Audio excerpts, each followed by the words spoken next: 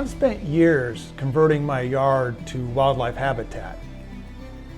I've planted native plants, built a stream, created homes for birds, bees, and other wildlife. And as I was looking through some pictures, I came across some early photos of the garden, and I realized something very surprising.